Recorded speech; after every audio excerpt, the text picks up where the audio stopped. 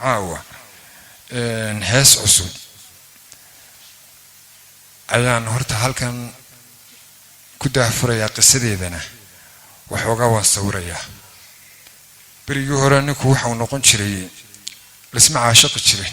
ninku wuxuu noqon jiray guurdoon gabadhu iyadoo kabadeeda iyo maqasheeda halka afaafka ku haysan sunbuu ninku arki jiray kadibna waa loo dooni jiray geel iyo gamaan faras buu ka bixin jiray laga soo gudubo dadku magaalada soo gal oo la is caashiq oo waxay la isku dhiib oo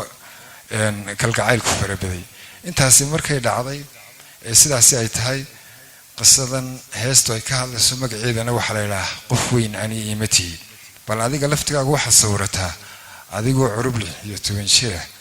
oo qurux leh oo xoog leh oo caafimaad qaba oo jeclaaday kii noloshu inimataanaysay waxay sidii ahaataba ubad isku dhashay waa weynaatay gabowday waxay imanaysaa ayaan hadii cimri ku daayo dadka wadku haduu daayo gabowaan deynay waxa laga yaabaa adigoo gaboobay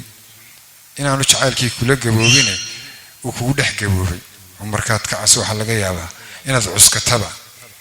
waxaad aragteen dad badan wayn ka badan 70 sano isqabay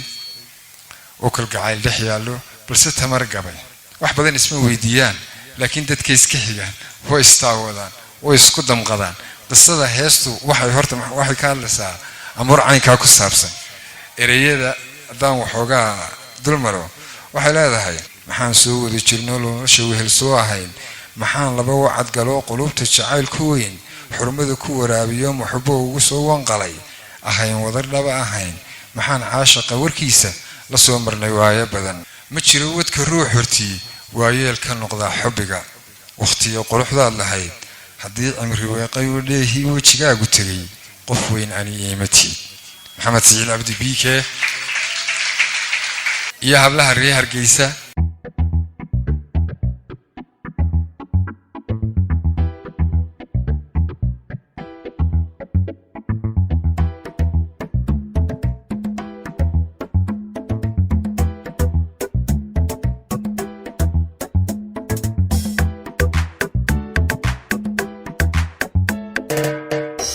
soo wada jirno nolosha weel soo ahay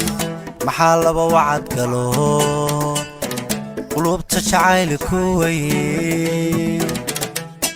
xurmada ku waraabiyo muxibbo ugu soo wanqalay ahay wada dhaba ahayn maxaa caashiqa warkiisa soo maray waayo badan soo wada jirno nolosha weel soo ahay maxaa laba wacad galo qulubta jacayl ku weyn xurmada ku waraabiyo muxibbo ugu soo wanqalay ahay wada dhaba ahayn maxaa caashiqa warkiisa soo maray waayo badan ma jiro wadka ruux hortii waayeel ka noqda xubbiga tii quruxdaad lahayd hadduu cimri wiiqayo ehi wajigaagu tagay qof weynani matid ma jiro wadka ruux hortii waayeel ka noqda xubbiga tii quruxdaad lahayd hadduu cimri wiiqayo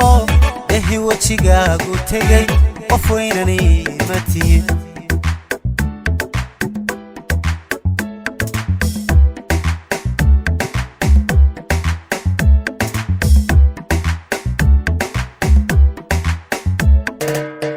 weydiiniya male su'aal inaad tahay waaya arag xiskaygani waabkulo taniyo waagaan ku rabay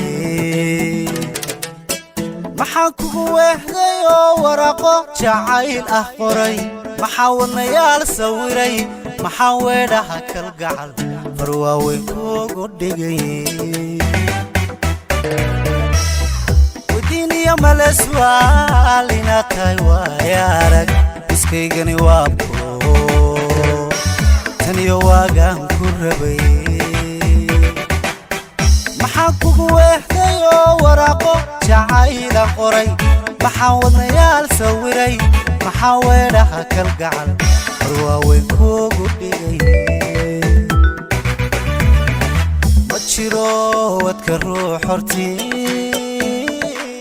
waa yeelka noqdaa xubbiga